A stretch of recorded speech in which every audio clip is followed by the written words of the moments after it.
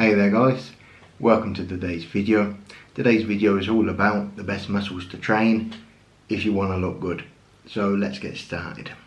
Well, if you're new to weight training, or if you've been weight training for a long time, this video may still help you, because lots of people just don't know. So hopefully this can enlighten you a little bit.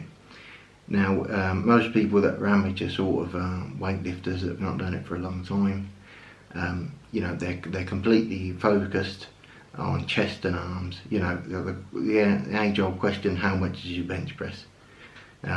My answer is it doesn't matter how much your bench press is if you look fantastic. So it doesn't really matter that much about the numbers. Now, obviously, if you can lift a lot, that's great.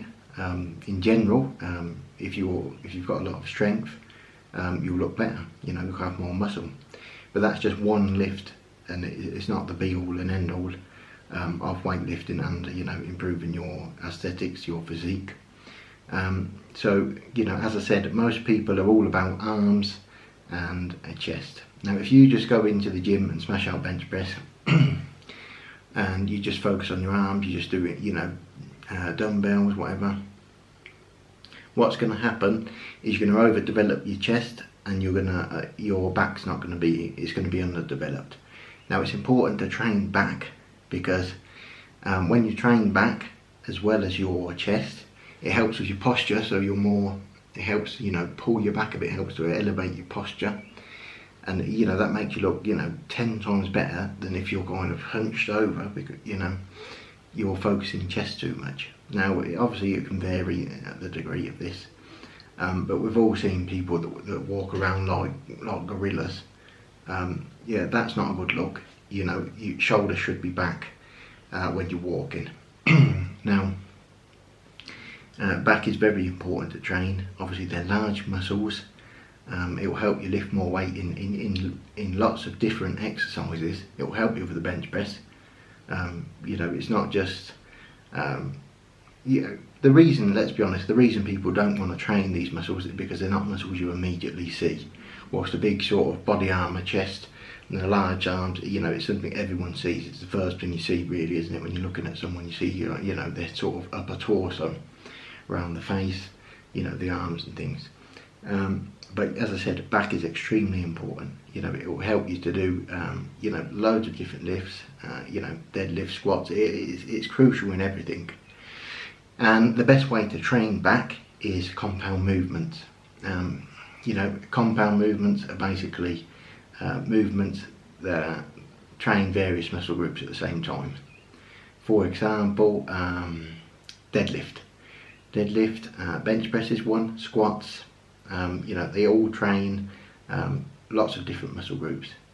It's not just, you know, a certain muscle. For example, if you do a bicep curl, you're just training the bicep.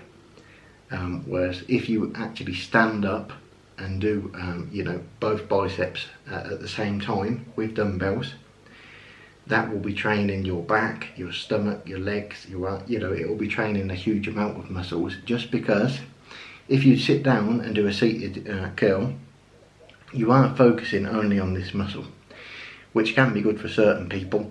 If you're a bodybuilder and you know, it's one of your sort of weak spots and you're trying to sort of train this arm up, you know, to get to the same level as the other arm for symmetry, that kind of thing, that's where it comes into play.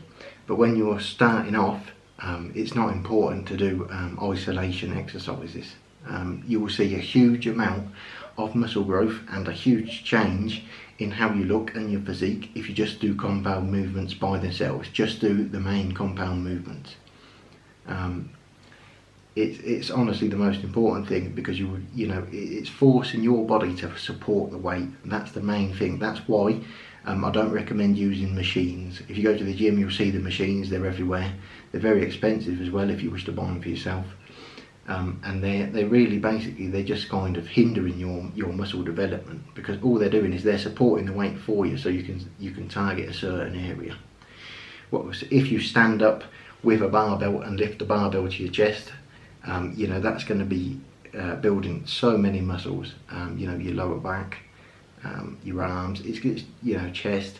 it'll be building your stomach, abs. You know, all these compound movements build so many muscles at the same time, and that's where you'll see the most amount of growth. And in pure strength as well, you'll see that you'll quickly be able to lift a lot more than if you were doing, for example, if you just did dumbbells and then you went on the bench press, you wouldn't be able to lift anything because you've not trained everywhere else. You know, it's important to train every muscle, even the ones that you don't see. Now, there is one exception to this. In general, there's a certain ratio. I believe it's 1.6 or something like that. It's basically the size of your shoulders to your waist. So your shoulder width should be like 1.6 times wider than your waist. It's called the golden ratio, I believe. You can check that yourself. Do a Google search on that. And that's basically the most aesthetic physique. Obviously people like different things, but in general that's accepted as the most aesthetic physique that you can build.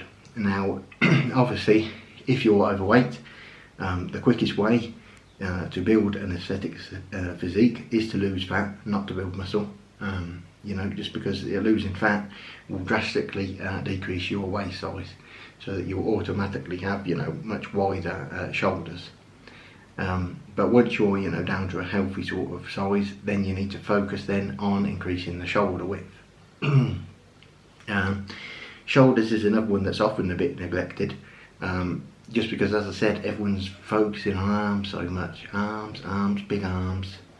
Not that I hate training arms. Arms is probably one of the, this is probably another thing to take into account. It's probably one of the more fun exercises to do, is to train your arms, in comparison to squats, for example, which is extremely tiring. But as I said, shoulders are very, very important. Now, it's one of the best ways to improve your physique. And always sort of sculpted shoulders is something that, really makes a huge difference to your physique, even more so than arms. As I said, it helps you get that ratio there from your shoulders down to your waist. So training shoulders is very important. There's loads of ways to train shoulders. I'm not going to go into specific exercises because there's thousands of videos on exercises. But you can grab a barbell and lift it over your head and lower it. There's loads of different ways. Anything that gets a burn going there, you'll be activating the shoulders. You can do lateral raises as well. That's another one you can do with just dumbbells, where you want to keep this light. You just basically put your arm to your side and you lift the dumbbell up like that. As I said, you can find all these exercises. That's a good one. Just with light weights, you don't want to do that heavy, because you will tear your your shoulders there, and you can cause a terrible injury. So just light weights with that one. As I said, they're not huge muscles. It's individual sort of different parts to the shoulders. So it's not not so much about the weight. It's about isolating that certain part there.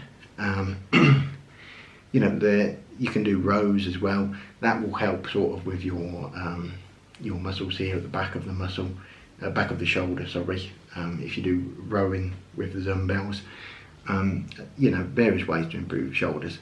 Now, one thing to avoid, some people may disagree with this, but I was, this is personally sort of an exercise that I avoid, is anything that builds the abs along the sides here. There's a specific name for this area, and I honestly can't remember at the moment, but there's various sort of ab twists and things you can do that will build this this side area here of the abs. When you build this out and you get this too thick, for example, if you do weighted exercises, where you perhaps lift weights from one side to the other and things, there's a machine for this as well. If you do heavy weights with these, you will build bulk around your waist. And what this will do is it will take away from that ratio there of having a very slim waist and wide shoulders. So that is an exercise to avoid, or to just do slightly lighter weights, in my opinion. Now, another thing you can do, some people swear by this, and there's a lot of videos about this, is sort of vacuums where you hold your stomach in, you breathe in, hold your breath, hold your stomach in as strong, with a lot of strength. And then after 15-20 seconds, you breathe out and you release them muscles. That can tighten the waist a bit, It's probably not that crucial for most people. Most people would see a lot more benefit from just losing weight and, you know, gaining muscle. But for people that are, you know, pretty much athletes, they've got a great physique, then if they just want to improve it a bit, that's, you know, another way. So thanks for watching the video, guys. Give the video a like, subscribe, and I'll see you in the next one.